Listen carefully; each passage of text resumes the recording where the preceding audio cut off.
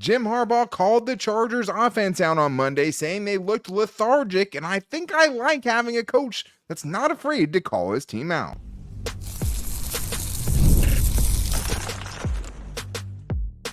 You are Locked On Chargers, your daily podcast on the Los Angeles Chargers. Part of the Locked On Podcast Network, your team every day.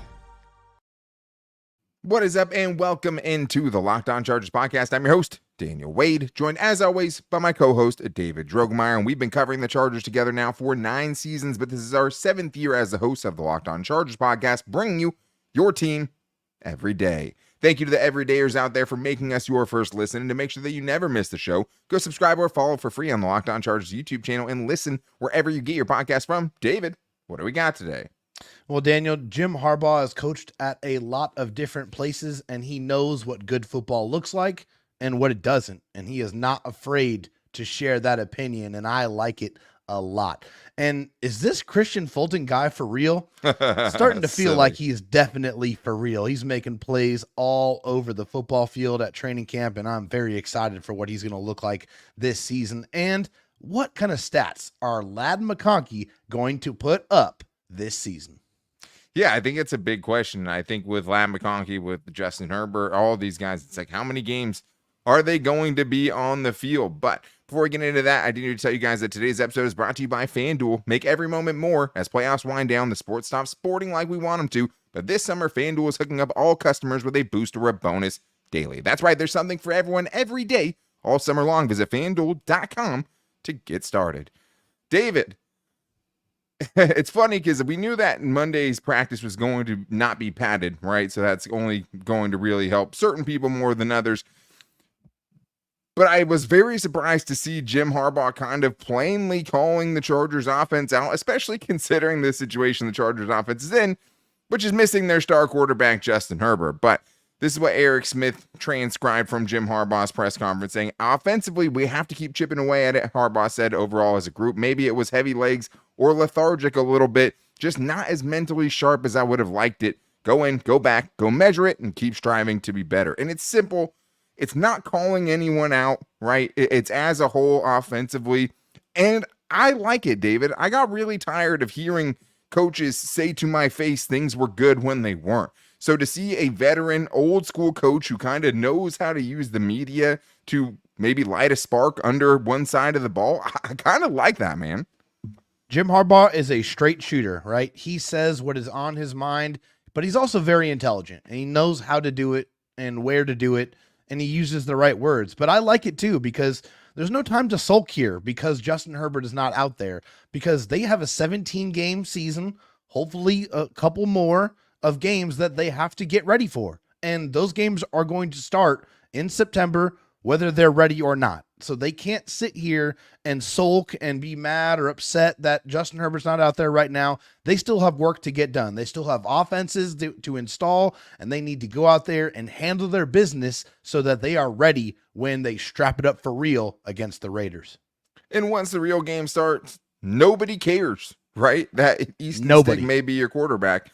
And we're going to talk about that in the second segment. If we're buying or selling, if Justin Herbert will actually be back for the first week of the season against the Raiders. But we saw what it looked like last time Easton Stick went up against the Raiders. It's pretty much the whole reason that Jim Harbaugh is here to begin with, or at least in part because of that, right? And I don't think that would look the same. I think the Chargers could beat the Raiders with Easton Stick, but your chances go down quite a bit, and no other team cares that your quarterback is hurt.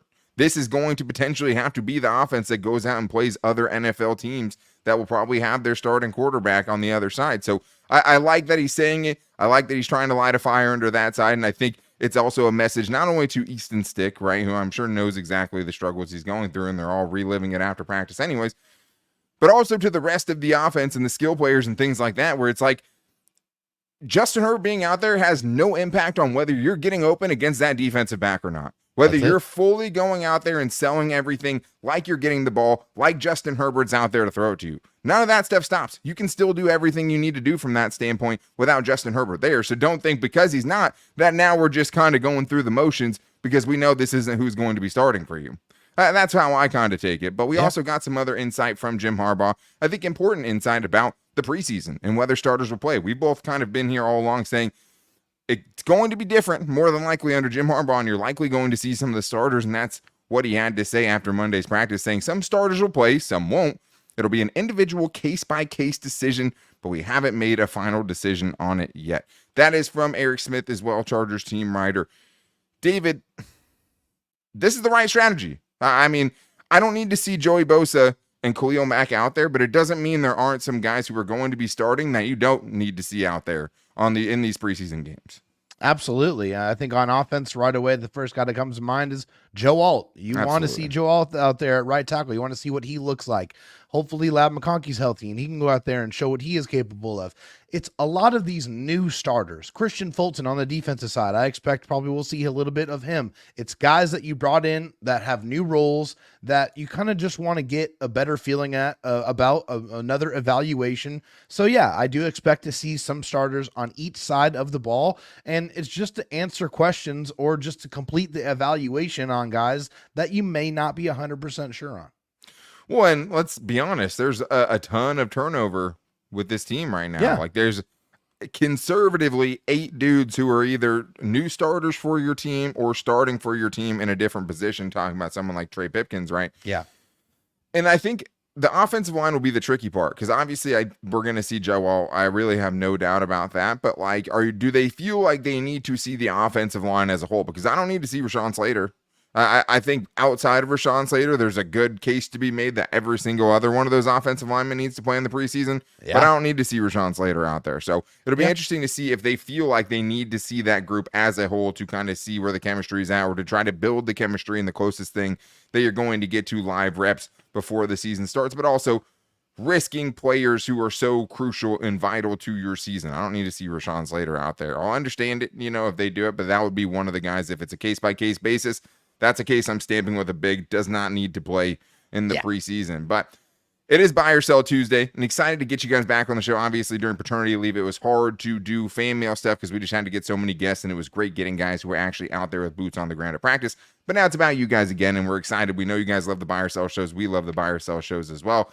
And we're going to start here with a guy that we have to talk about because he balled out again. This is from Sam's Bolts, who says, Buy or Sell, Kristian Fulton hype is real and will translate into the regular season. David, this is a good question. It really is, because just because you see someone balling out at training camp, we've seen it before. It doesn't always mean, like, the guy I think of always is Justin Jones, the defensive tackle from a few years ago. Like, every year, Justin Jones was going to have a breakout season, and he turned into a fine player. But, like, the breakout season never really came. It can happen like that sometimes. But 2 picks again today for Kristian Fulton. Like you talked about, he's been silly, right? And you do get partial credit if it's against the quarterbacks that it is. 1 against Max Duggan, reportedly 1 against, obviously, Easton Stick. At the same time, even if we're giving him 75% credit, that means 3 interceptions right out of the last 3 practices. I mean, he had 1 against the Matthew Stafford and the Rams as well. So, like, 4 interceptions in 3 practices is crazy, David. It's getting really hard not to think this dude, and not to buy the fact that he is kind of the real deal for this team. Yeah, I mean, it's what the coaches are saying. It's what the other players are saying.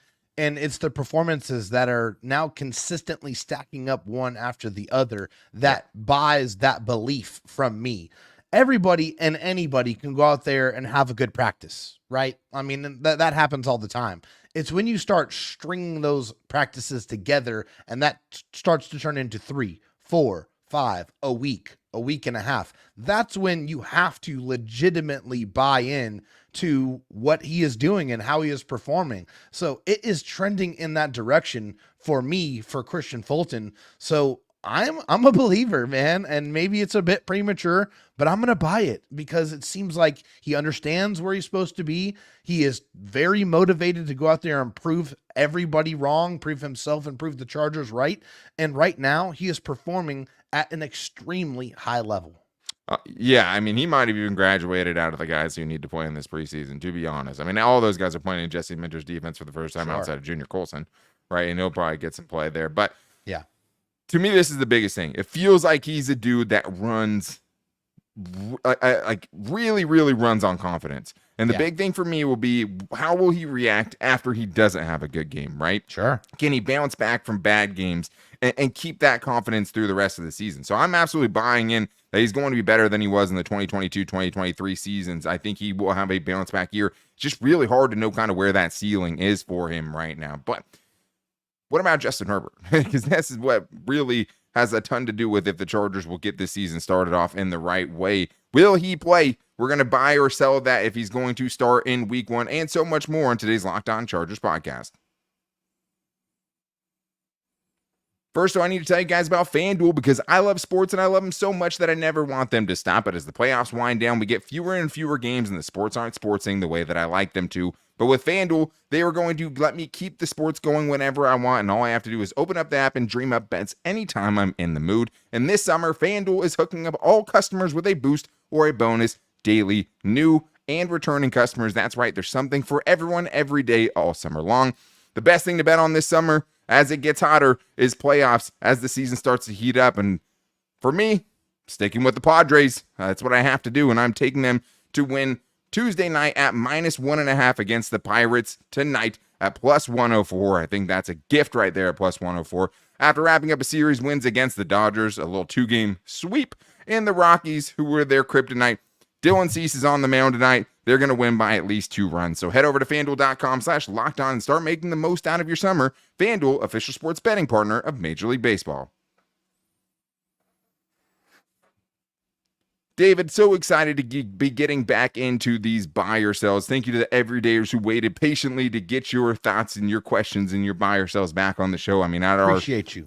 At our core, that is what we love to do, is get you guys involved with the show as much as we possibly can. And I do think we have the best fans in the business because when we want to talk about something, we have a buy or sell show.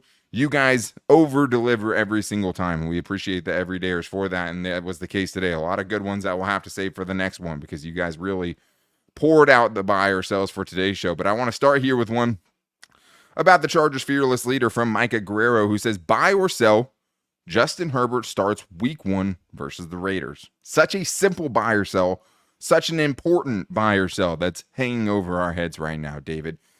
If you had to buy or sell it right now, are you buying it or selling it?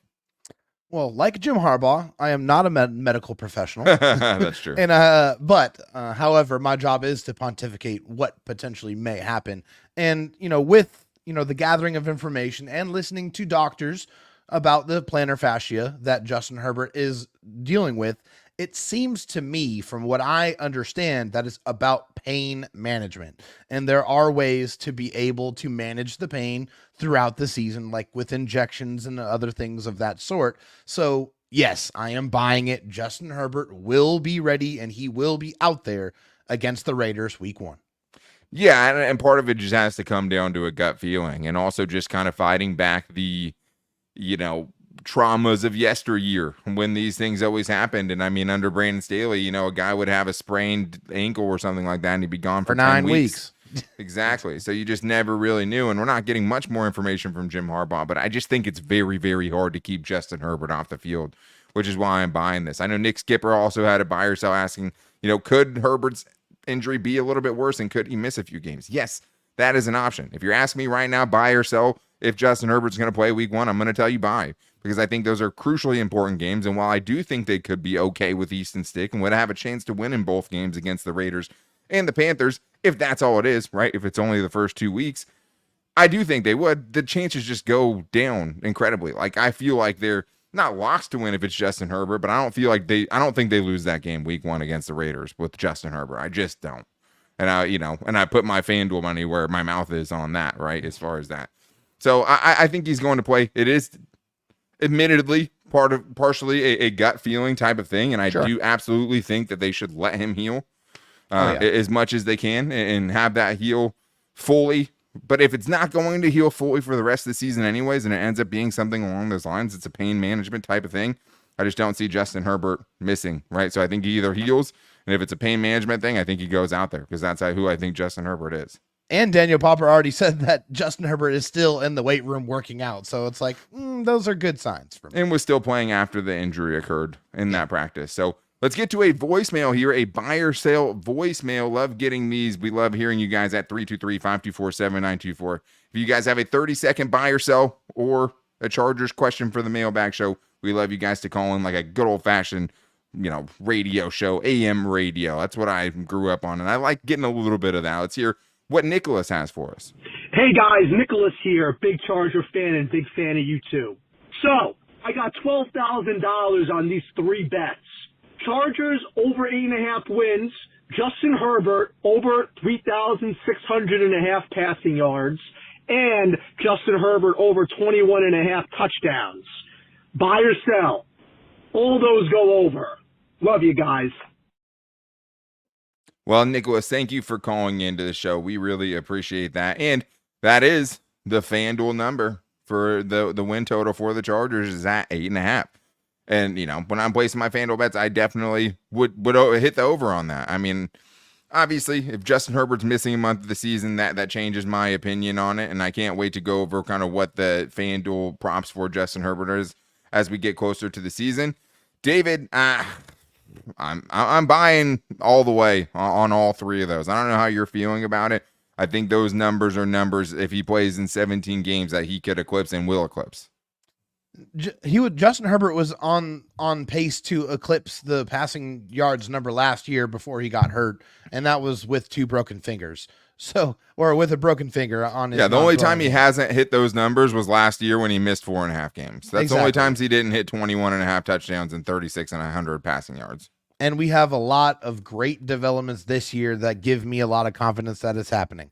Better coaching, better running game, hopefully a much better defense if things are continue to trend towards the regular season, and because Justin Herbert is that damn good. Okay, it's quite as simple as that. I think all of those numbers are attainable, and if Justin Herbert is out there, I expect him to exceed all of them.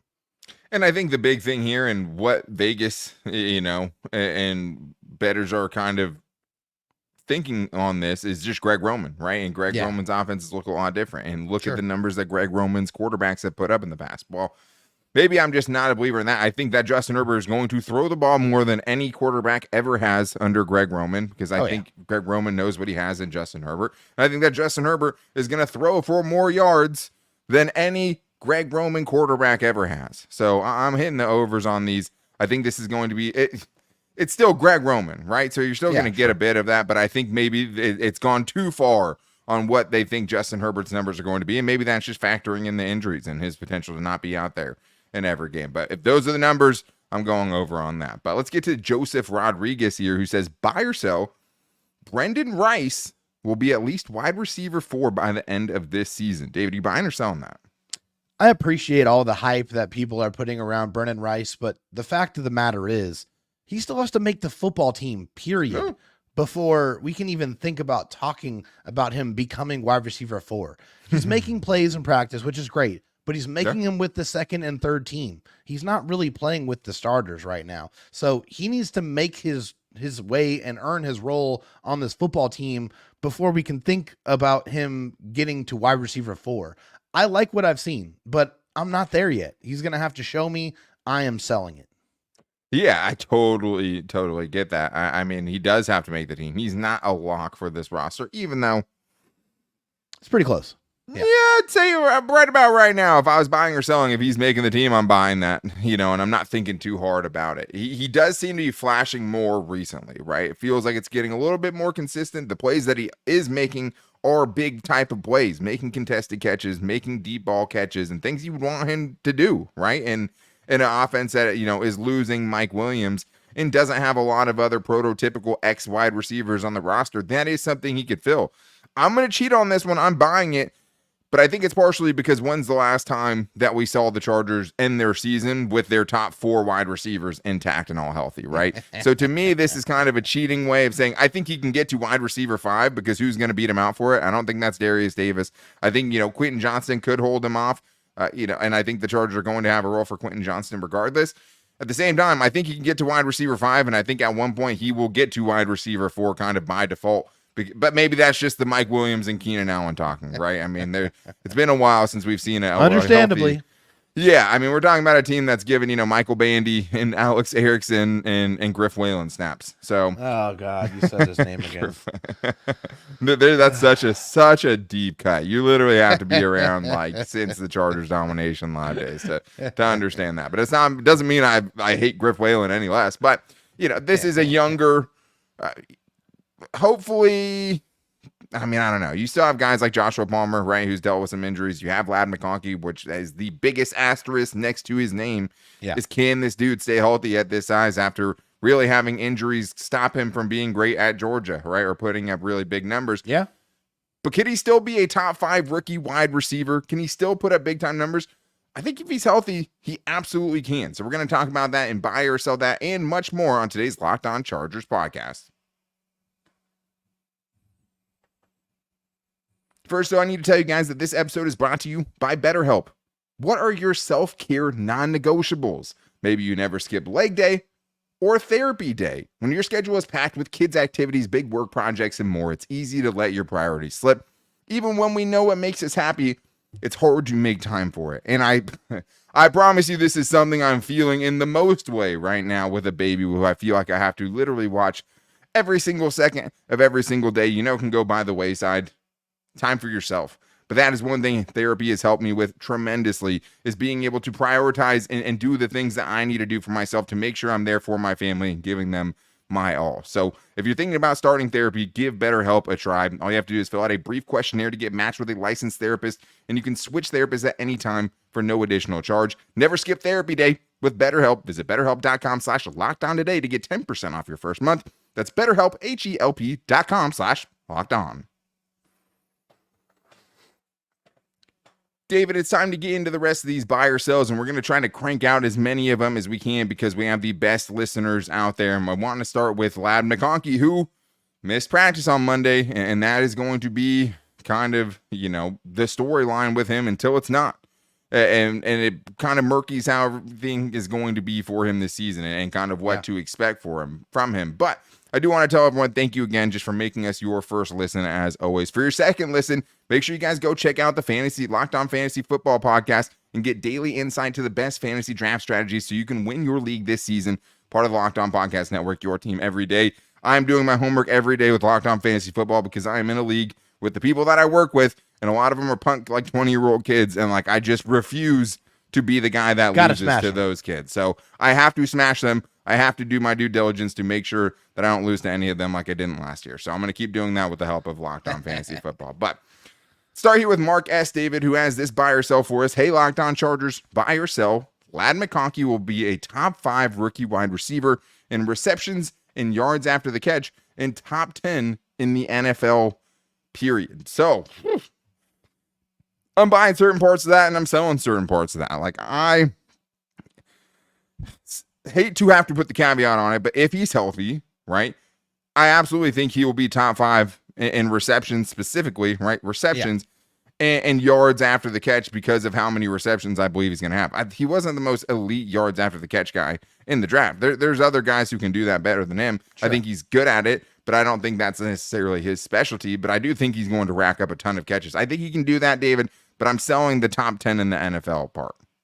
Yeah, I mean, I think when you look at top 5 rookie numbers, you got to take a look at what the competition is going to be, right? So there's a ton of wide receivers that were selected in the early rounds of the 2024 draft. 8 selected before him. Yeah. Exactly. Yeah, Marvin Harrison Jr., Malik Neighbors, Roma Dunze, Xavier Worthy, Brian Thomas Jr., Cam Coleman, Xavier Leggett, Adonai Mitchell, right? There's a ton of these, but when you look at these guys, you got to look at their situations and who could possibly be getting, put into a situation where they're going to be a number 1 wide receiver, where they're going to get the lion's share of the targets. I think putting that in perspective, I think there's a couple of guys that, you probably have to feel like might finish before him, like a Marvin Harrison Jr., I think is a guy that probably could get a lot of looks. Malik Neighbors, I think, will get a lot of touches as well. Yeah.